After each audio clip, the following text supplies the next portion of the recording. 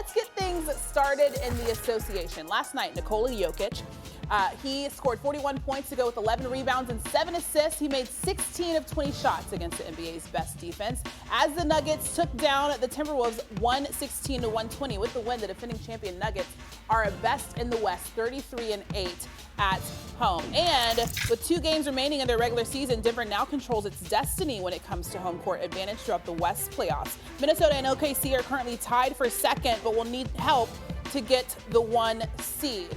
All right, let's talk a little bit about this. I'm going to start with you, Joe. Which team needs the 1 seed the most, do you think? What do you have, 10 teams that are going to make the playoffs? 9? 9-way tie would be the answer. Everybody but Denver needs the home court advantage in this situation for the 1 seed. How are you going to beat Denver, right? We're talking about small margins for error when you're going against the best in the business. If it's a 40-minute game in March Madness, you can surprise a team. Somebody can have an off shooting night. Somebody can have a red-hot shooting night. 7-game series, cream's going to rise to the top, Harry Douglas. You know that as well as anybody. Yep.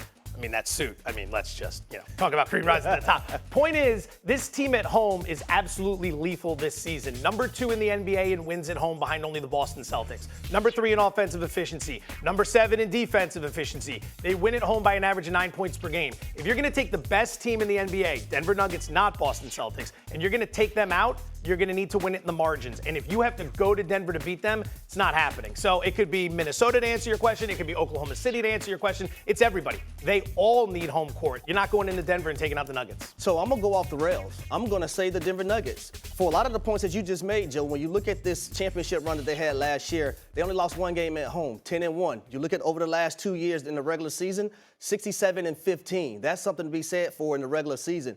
Also, when you look at the altitude in Denver, that's an advantage for the Nuggets. That's something that opponents are going to have to deal with. And then lastly, when you talk about role players, when you don't have a Jeff Green, when you don't have a Bruce Brown, when, say, a series gets pushed to 7 games, you want that home court advantage. You want that altitude working at your advantage. Also, role players, we do know. We heard Kendrick Perkins say this time and time again. Role players play better at home. So when I'm looking at Christian Brown, when I'm looking at Peyton Watson, when I'm looking at Reggie Jackson, those guys will have an advantage if a series goes to Game 7, being at home with that altitude for the Denver Nuggets. The thing with the Nuggets, though, is you look at the playoff run last year, 6-3 on the road. They were able to handle their business just about anywhere. If you're a young team like Minnesota or Oklahoma City, a team that especially has had no track record in the playoffs yet to speak, wouldn't you figure that would be more impressive in terms of having to get it done at home? That's the thing that worries me. Denver's a team that strikes me as they can go into any building, anywhere in the NBA, and they can find a way to get it done. They can draw on that championship pedigree from last year. They can draw on the experiences last year. They went to Miami and took the Heat out twice,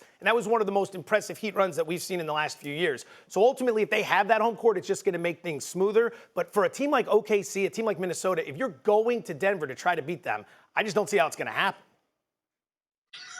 All right, so Joe is right. Harry is true. Harry, you look great. You started the show off right. You decided to go off the rails and state the obvious. Yes, Denver is a nightmare at home, but they also are the most veteran-led team when you talk about the top 3 teams in the Western Conference. And so the margins do matter. The opportunity to bring the energy of your home crowd behind you as games are getting tighter, as series matter. It's definitely, in my mind, the Minnesota Timberwolves a little bit more than the Oklahoma City Thunder because there is just a different energy and I think a youthfulness about the T-Wolves that OKC has sort of navigated. We've all talked about the Thunder arriving earlier than scheduled, being this really great team in the Western Conference. And so it's definitely the Timberwolves.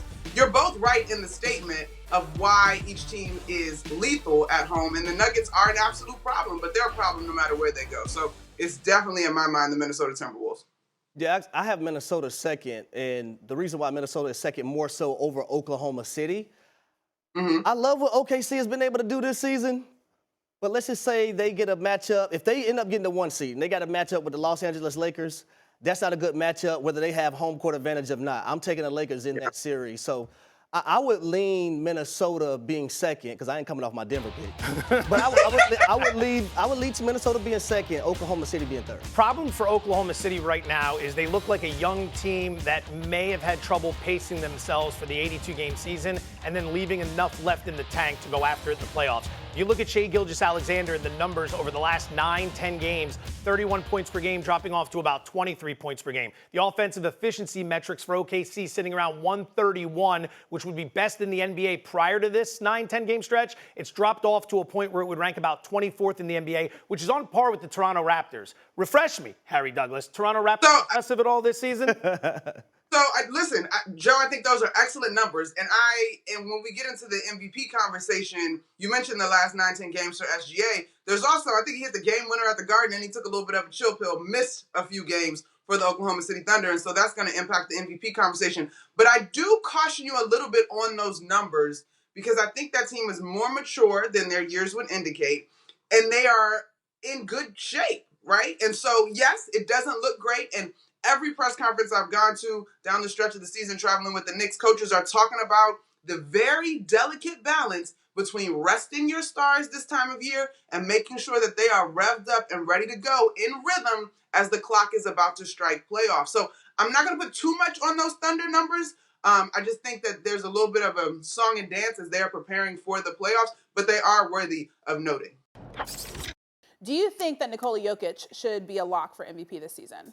Oh, Christine, HD, Joe, I really wanted to make the case for SGA. I think Shai Gilgeous-Alexander has had a tremendous year. They are ahead of schedule. That's a young team. He's leading the league in steals. He's putting up monster numbers. I really wanted to be able to make the case for him. But again, in a year where Nikola Jokic, Optimus Dime, continues to be the centerpiece of a dominant team, elevating the play of all of those around him. I understand that there's more experience there. They are the defending champs. And I might have been willing to make the argument a little bit more firmly down the stretch, if not for the games that SGA has missed.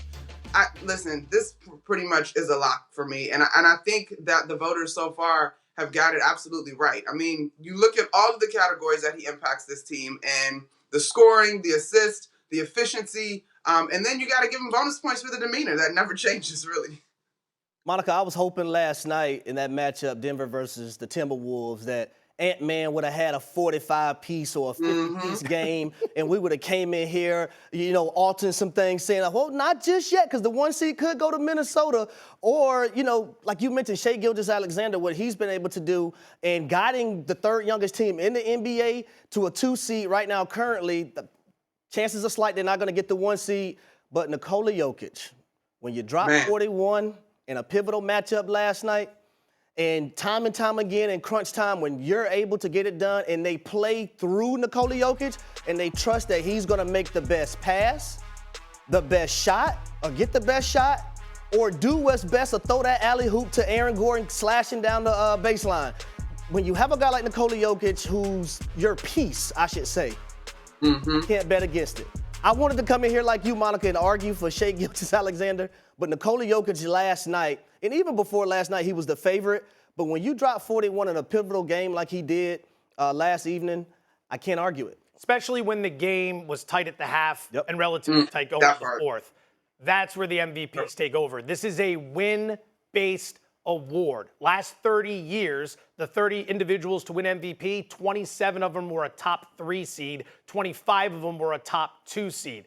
We can talk about Luka and all the stats he puts up, but if you want to make the case for a guy like Luka Doncic, we got to change the name of the award from most valuable player to most outstanding player. Value is rooted in wins, and nobody's winning more in the Western Conference than the Denver Nuggets. Everyone here tried to make a case at some point this season for Jason Tatum, but the numbers don't back it up. You get into the nerd stats, something I enjoy very much, but we won't bore you with here today.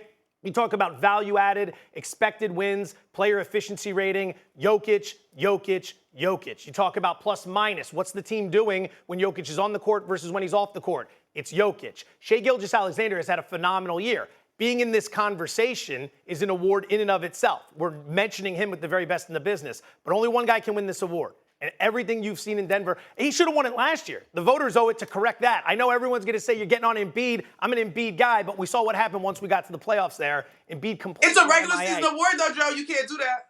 It is, I know, but let's go ahead and realize we're all humans here, and we're going to let our biases creep in. And last year, Embiid went completely MIA in the playoffs, and we saw Jokic's value throughout the course of that. I mean, you could not stop the guy. Well, it's for me, it's the crunch time, right? when the game's on the line, I remember when they just played Boston not too long ago and the Celtics made a little run.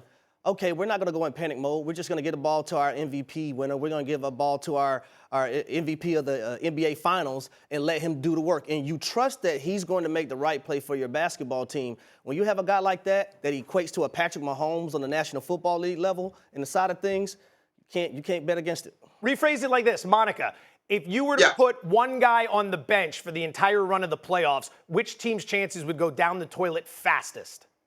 In terms of their individual team MVPs or most outstanding? If you were to take SGA off the Thunder, if you were to take Jokic off the Nuggets, if you take Tatum off the Celtics, which team goes swirling down faster? I don't know if this is going to be the answer you want, Joe, because I actually think if you take SGA off OKC, they got more problems than the Nuggets losing Jokic. That's a great case for SGA then. Because we're talking, that's what the stats are there, all the 30-plus point games, but the idea of removing him from that equation, now suddenly you've got an Oklahoma City candidate, and you've got a great argument there. I will go with Jokic, though. You go with Jokic? Oh, yes. You seem very Denver. Oh, yeah. You got something my only hesitation on going, yeah, you're right. The numbers would say Jokic. I got you, Harry. But my only hesitation there is there's experience there as a collective, right? Now, we would see, does Jokic add this super level cherry icing on top to his teammates because he makes those guys so much better? But we would see if that experience holds and the talent there. You know, Jamal Murray, we've been talking about him prior to injuries, and obviously he was an integral piece of what they did last year. So I just think there's more experience and talent there without their star. But I 100% agree. It looks like a completely different team. Monica, Joe said something very interesting. He said that Luka would be the most outstanding player, but not the most valuable player when you look at the season as a whole. Do you agree with that? I think the problem in that argument, Joe, for me, is just that Luka didn't start soon enough, right? Like, the Mavericks have come on since the All-Star break. I wonder, 18-7 or 19-7, something crazy like that. If this was the Mavericks team that we saw from the start of the season, I actually think that this MVP conversation would be closer, and there's a real argument that Luka Doncic would be second in the voting. Our Tim Bontemps straw poll had him third in the voting when that came out earlier this week. But for me, Luka has been outstanding in this run. Kyrie Irving also incredibly efficient over this run. I think flirting with that 40, 50, 90 mark. But if they had started at the beginning of the season, I think we're actually having a much, much tighter conversation. It's also very refreshing watching the Dallas Mavericks right now, and you can count on them to make plays defensively. Right? That was the case beforehand. Unlike another team in the Western Conference that I won't get into right now that lack a lot of defense. Okay, so if the Joker was to win his third MVP, it would be the third MVP in 4 seasons. The last guy to do that was LeBron James.